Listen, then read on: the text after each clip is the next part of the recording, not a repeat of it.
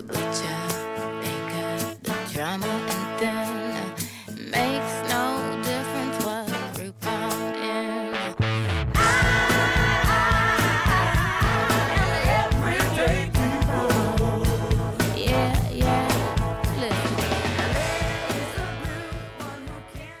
You're listening to 95.7 The Choice. And we got a full house today. You can hear all the giggling going on in the background.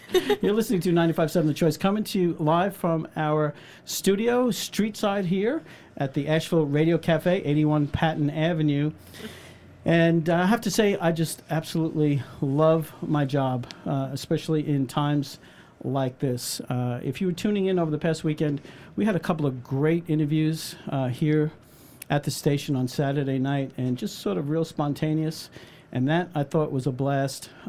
But this right now, this interview that we're about to do is extremely, extremely special. And we're going to get to that in just 1 second. But in the meantime, I'd like to go around the room and introduce, or let my guests introduce themselves. So Tina, why don't we start with you? All right. Hey, guys. It's a great night, a Monday night here in Asheville, North Carolina, and I'm Tina Evans, and I am a local youth and worship leader here in Asheville.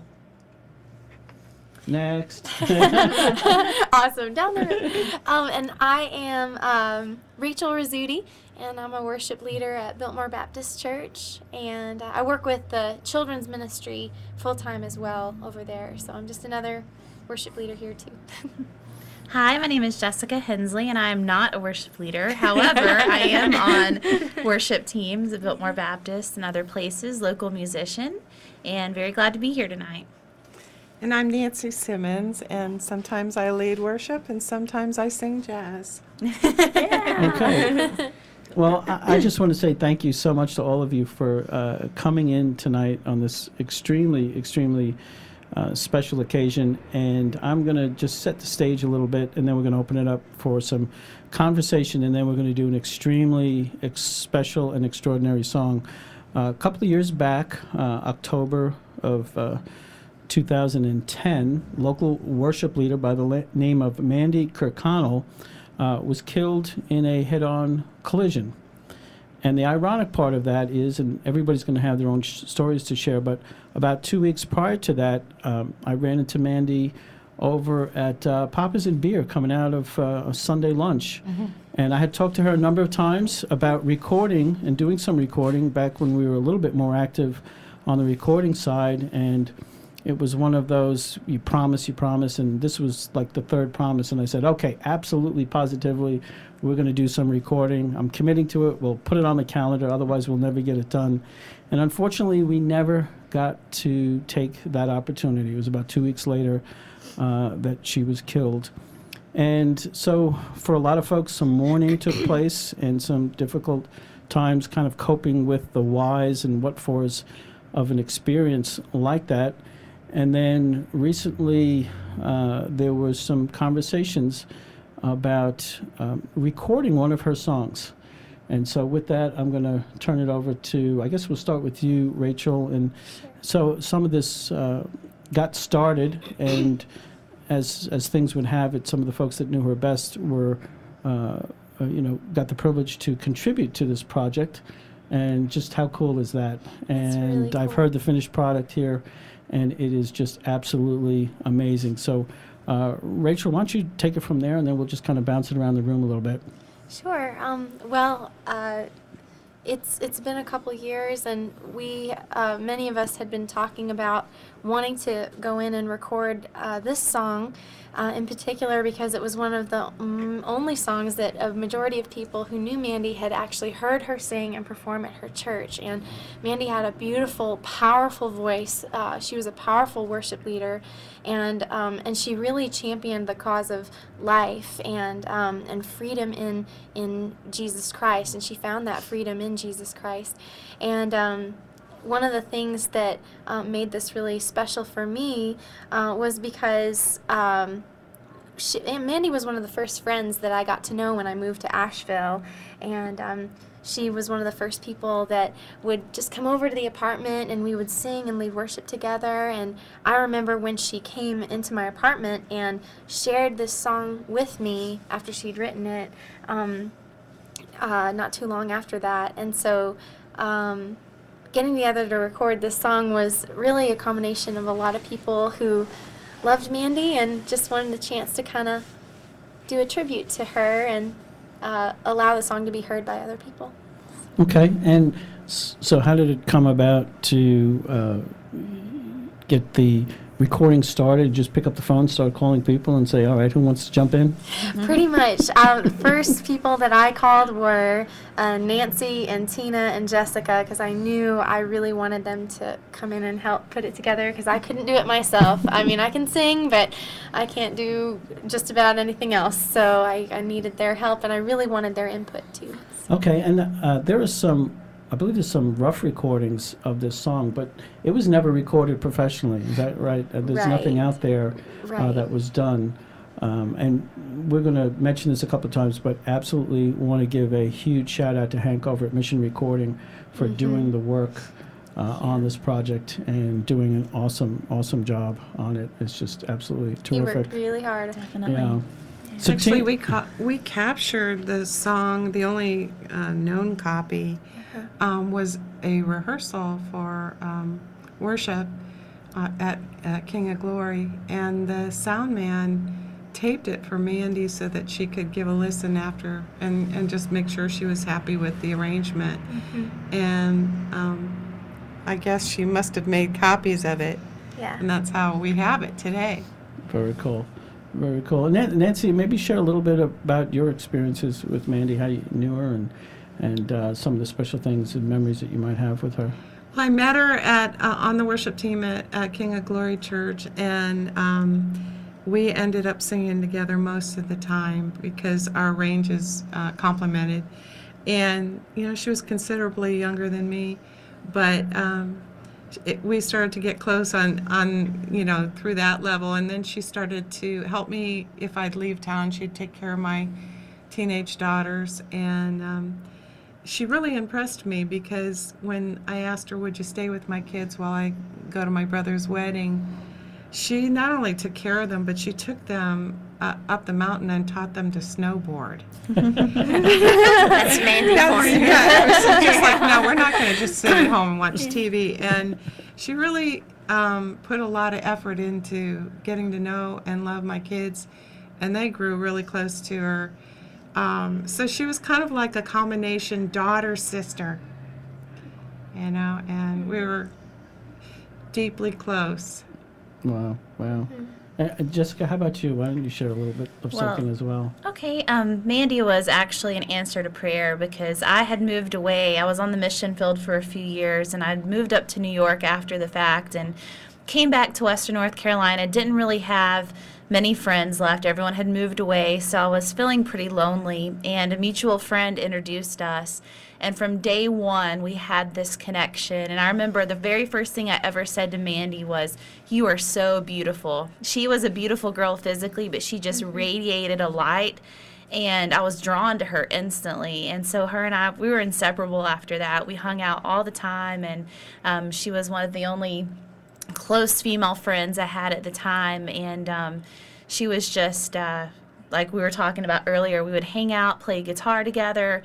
When you're a songwriter, sometimes you want to sound your songs off to other people just to get their feedback. And so I remember one morning waking up, Saturday morning, I'd worked all week, I was exhausted. I get a phone call at 7 o'clock in the morning.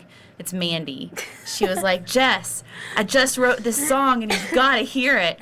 And I wish I had a recording of the song, but it was so cute because it was about, I remember the chorus said, "I have a quarter in my pocket and a 6-string on my back." Oh my goodness. And she was, so we'd always talk about moving to Nashville together and, going off and doing our music thing. And one of the things that Mandy always did was she was so supportive of her friends. That's and right. one of the first times that I really was just astounded by this. I was in a band, a local band, and we had won this competition, and we were playing at a huge festival up in Kentucky. And I remember Mandy didn't have much money at the time, but she wanted to make the trip up to support the band. And I told her, don't worry about it. We're going to be staying in a hotel, but everybody else is going to be camping out. Don't worry about coming. She's like, I really want to support you, Jess. I'm like, okay, well, I wasn't sure she was going to come or not. Well, we won the first level of the competition. And all of a sudden I look and I see Mandy come pulling up in her red Jeep. And she had the back of her Jeep all packed out. She was going to camp out. She didn't have money for a hotel room, so she was going to camp out for 3 days.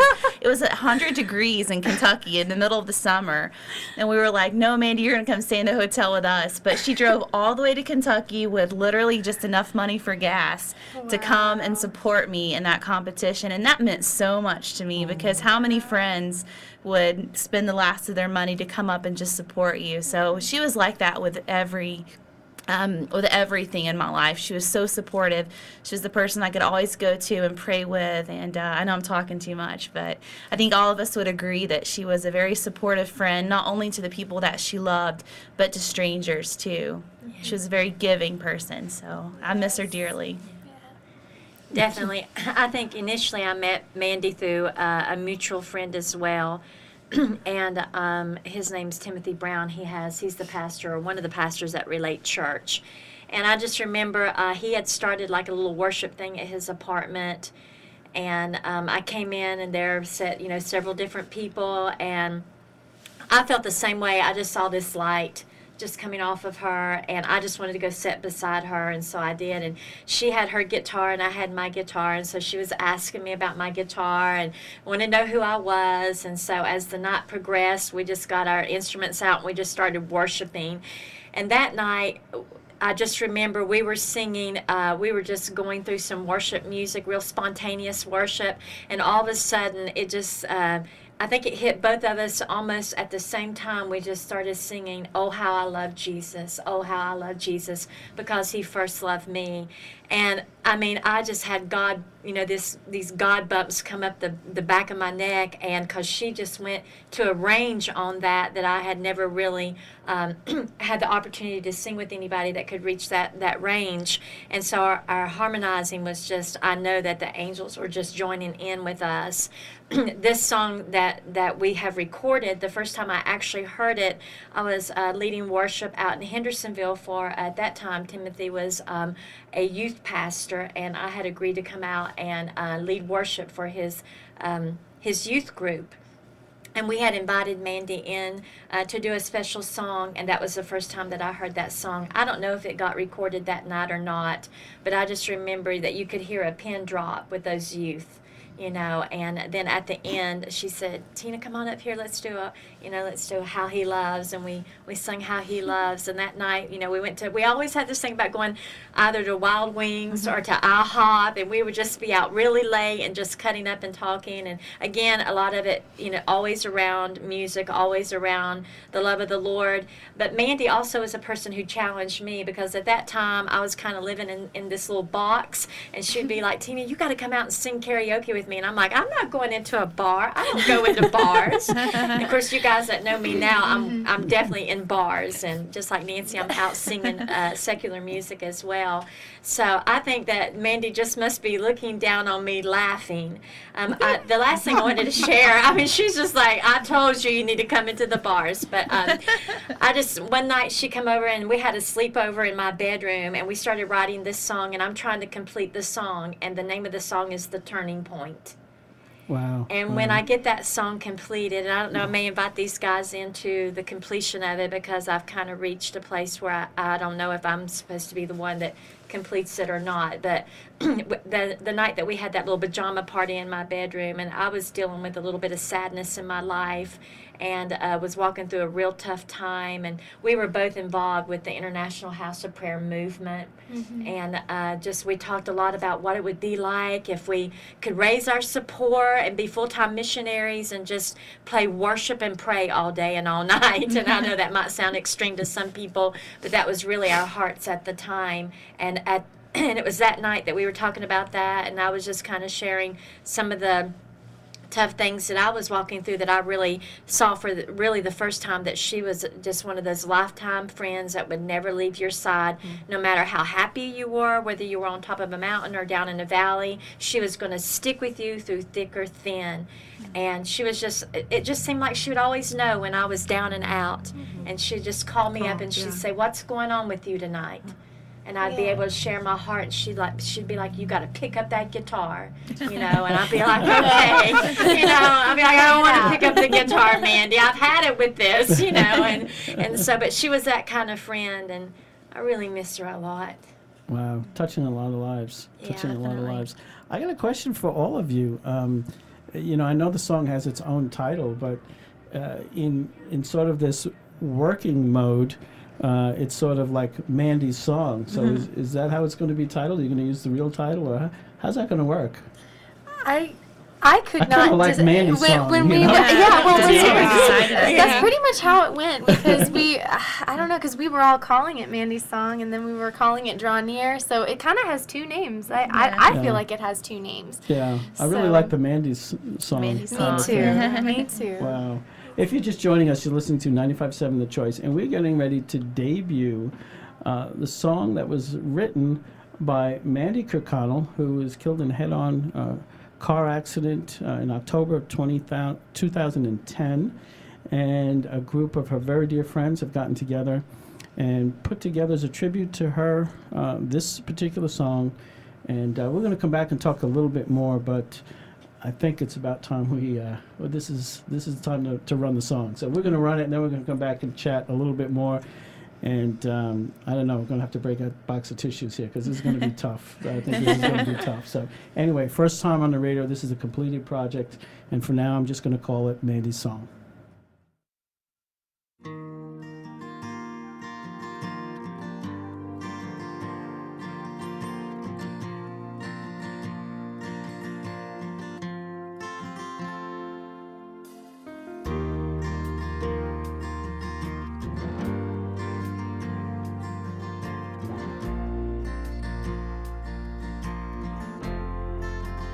Holy Spirit, rest on me like a bridal veil covered to my feet. Holy Spirit, set me free so that I can see heaven and sit at Jesus' feet.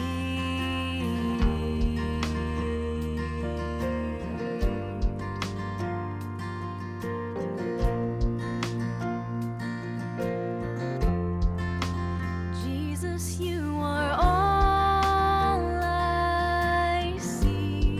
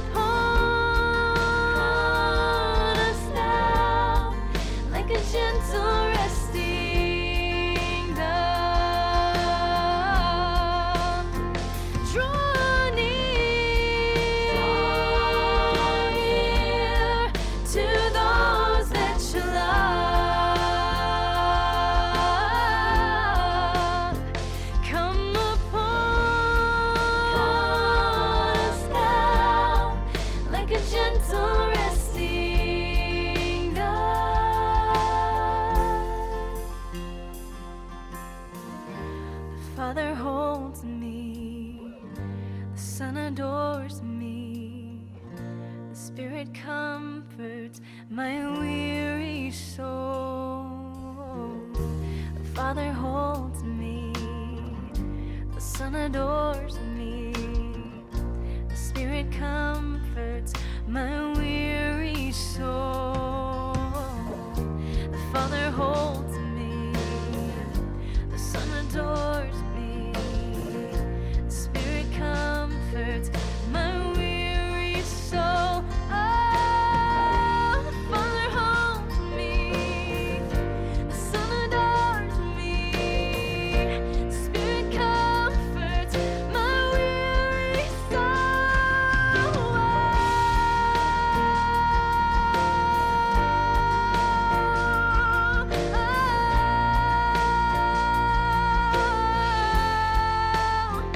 Draw near to those that you love.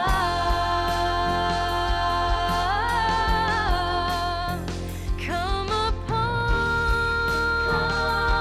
us now, like a gentle resting dove. Draw near to those that you love.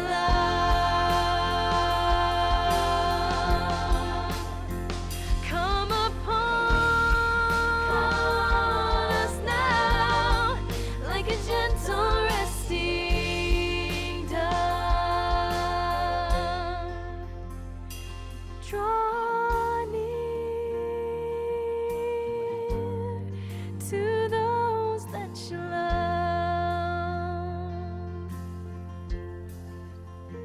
Come upon us now, like a gentle resting dove. Draw near to those that you love. Hey, come upon us now, like a gentle resting dove.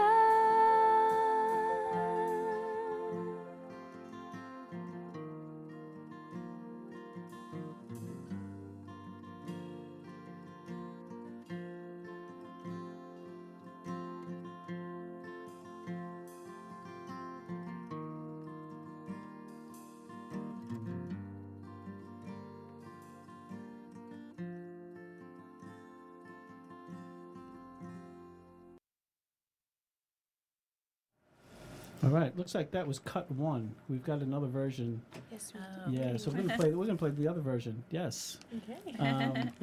You know what I did? I loaded that already. Yeah. I had loaded that already to, although we've never played it before. Yeah. So we got the final version. That's actually the second to last final version. Yes, Nice. yes, yes. Wow, so we get to play it twice. Yeah, there you go.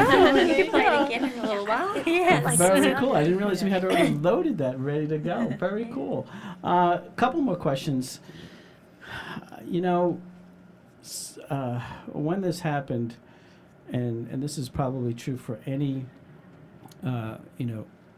anybody that lived a life like that, talk a little bit about how you process all of that. It's the old adage that you hear a million times, why do bad things happen to good people? Okay, so, you talk about, what a great friend she was and all that she meant to all of you. And then at a very young age, she's taken from you. So I know that a lot of healing has taken place, but spend a couple of minutes just talking with how what went through your mind and what went through your heart as you try to make sense of why, and that's a tough question, but why would God take somebody like that out of out of this world, out of this life, out of your lives? What went through your head and mind and heart in dealing with that? And I just open it up to anybody that wants to jump in. I feel like in a way she prepared us for it, if that makes any sense at all. I remember her telling me, Jess, I really feel like something big is about to happen in my life. Like, I really feel like something huge, a big change is about to happen. And she had mentioned to a few of us that very specific thing, that something big was about to happen. And she loved being in God's presence more than anything else. And that was a part of who she was. So everybody that knew her knew how much she loved spending time with God, and how much she loved talking about Him. And sometimes it would go over my head a little bit. She had this relationship with God that was so intimate and so special that sometimes I wasn't allowed in, if that makes any sense. She would talk about things, and I knew it was something so intimate between her and the Lord that I kind of felt like I was on the outside, like, hey, come on, let's talk about something I could be involved in too. But she loved God so much, and I think that when her life was taken in a way, for me personally, it's hard to lose someone, that you love and that you care about. But I think it's a different process when you lose someone at the hands of someone else who's made a mistake. And I think just the grace needed to cover that was evident in my life, because it was hard for me to forgive at first. I'm going to be honest. It was very difficult for me to forgive how the accident happened, but I feel like God just gave me the grace to get through it and to be able to forgive and know that it's not about how the accident happened or anything. It was God's plan, and that Mandy's in a better place right now. And I think our lives have all been changed and touched because of her. Not because of how she died, not because of the accident, but because of how she lived. Yes. And so that's what I walk away with the most. That's been the most, I guess, therapeutic, is just God's grace in my life to remember and to be challenged by the way that she lived her life instead of focusing on how she was killed. And that's one of the things that I love about God, is that He takes situations that don't make sense and He comes in and He redeems them. That's what Jesus is really good at doing. He comes in to people's lives and situations, and He takes what is dead, He takes what is messed up, He takes all of those things, and He's able to completely transform it into life abundant. And Mandy's life was all about that, all about pointing to Jesus. I remember really the first song I ever heard her sing was a song called "Oh How He Loves," which is by Kim Walker, and she kind of turned me on to that song and to worship and prayer a lot, because I had been kind of minimally exposed to that in college, and Mandy was one of the few people in Asheville that I knew that was really into that style of leading worship. But the biggest thing was just always pointing to Jesus and His love and His grace, because His love and His grace does cover everything. Yeah, I think she really exuberated that. I know that one night we were doing worship on the back porch of a coffee house, and we, after we got done, we just got into this really wonderful conversation about being spiritual mothers and fathers. And I just really, even though Mandy was taken from us at a really young age, I just feel like that she was a spiritual mother, and because she had a heart of mentorship, and it crossed all denominations, it crossed all generations. She was a multi-generational person, and she just really didn't look at age at all, or your background. She just really had that heart to teach everybody about the love of God. And so I know that in the process part of it, that night that she died, about 10 minutes before she passed or before she got killed, I was talking to her on the telephone, and try to get her to come and stay the night with me. So it hit me really hard. I didn't rest well all night. I kept feeling like she needed to come to my house. She needed to come to my house. And we were going to get up the next morning and meet each other and go thrift shopping for her apartment. So that was really hard for me. I kept going over and over in my mind what I could have said that would have gotten her to come to my place and stay. But I think the bottom line is that God was jealous for her. Mm-hmm. And there's a song in the House of Prayer movement that we would sing that there's going to be a wedding. You're the reason that I live. And that's where she went to the wedding that she had always wanted. And that was the reason that she lived. And so she's got that, the one true love of her heart, and that's Jesus. That's right. And that's what this song is all about, is his seeing his face and asking Jesus to draw near to those that he loves. And there's a line in there that I really love. It says, Jesus, you are all I see. You're the beat of my heart. I am your hands and feet. And that's really what Jesus calls all of us to do as his disciples. And no matter what comes to us in life, as long as he is at the forefront and we're living our lives just totally in love with him, he is going to use us in the high times and even in tragedy as well. Yeah. And Nancy, you said that she was, getting close to your daughters. Yes. How did they, you as a mom, and you're processing that yourself, but also trying to communicate to your daughters, how does that happen, and how did that go? Well, the whole thing was incredibly shocking, and my kids took it pretty hard. Carrie was in the process of, going through the classes to learn how to drive, and she literally would not drive and would not continue to even try, and didn't. And for quite a while, she got her license probably a year and a half later. Most girls are excited about that, getting their license. So it scared her. It was a tragedy and it was a loss. But the good part of it was even her funeral up on Billy Graham's, the cove up there. I was struck when I looked out and I saw how many people lives she touched, and 5 different pastors coming together to speak. And I had a very strong feeling at her funeral that her funeral was doing something in Asheville that Asheville needed, and that was to bring the Christian community into unity. And so even through tragedy, there was something good that came out of it. And immediately after that, these pastors met, and we had monthly prayer services and worship over the city.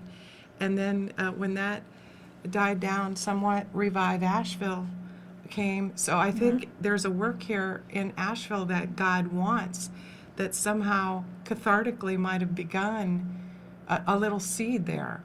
Yeah, Yeah. definitely. Yeah. Yeah.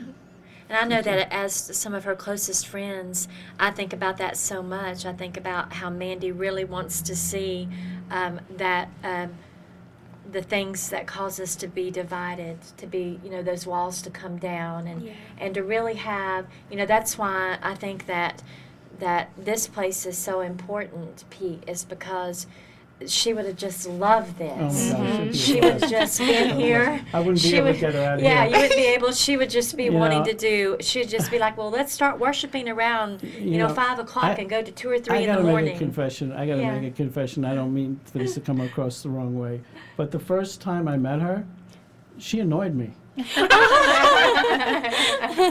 We were doing a concert out here in Pritchard Park, and she just jumped in, and we need to do this, we need to do that, and you need to do. And so I was and my initial reaction was who are you? And, before I got to know more about her and be able to take it the right way.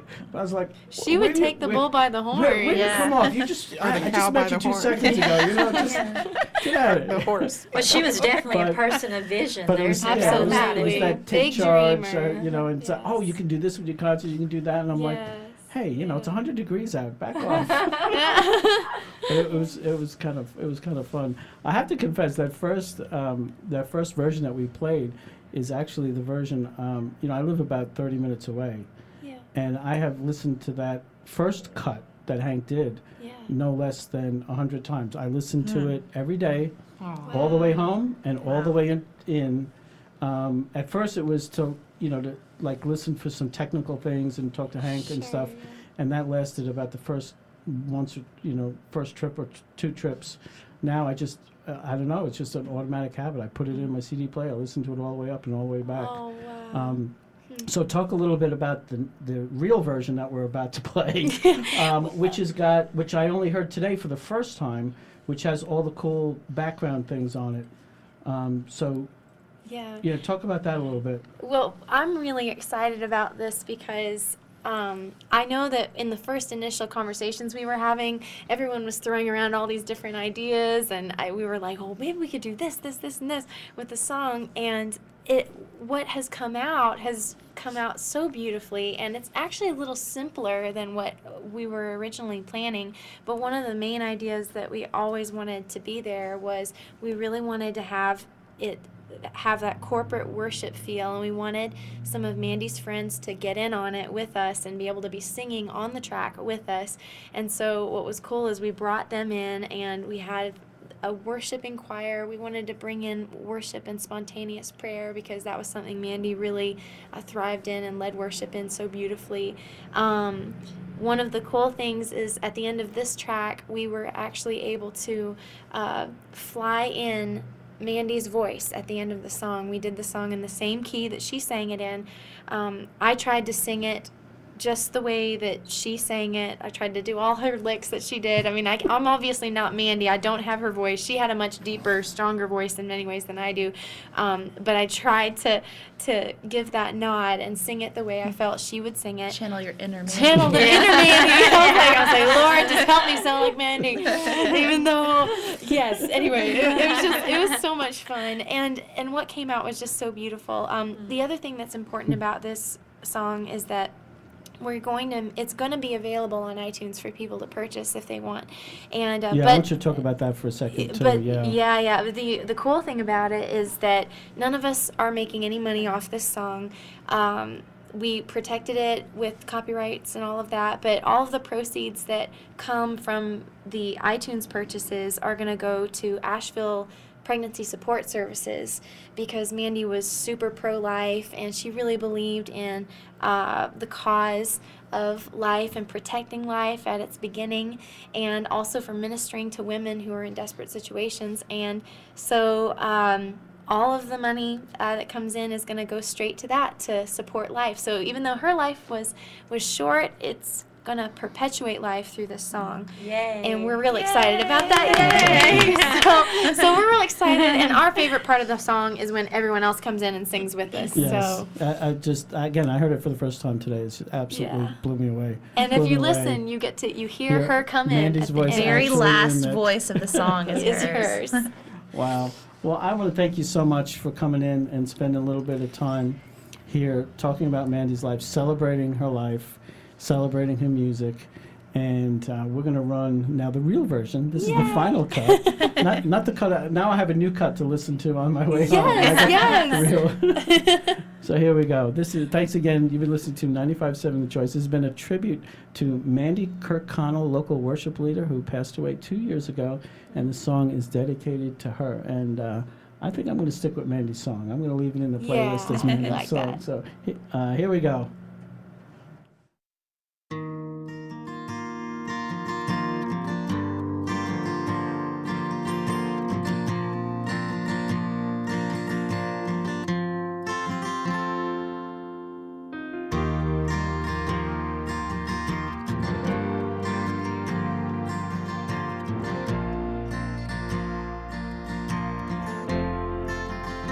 Holy Spirit, rest on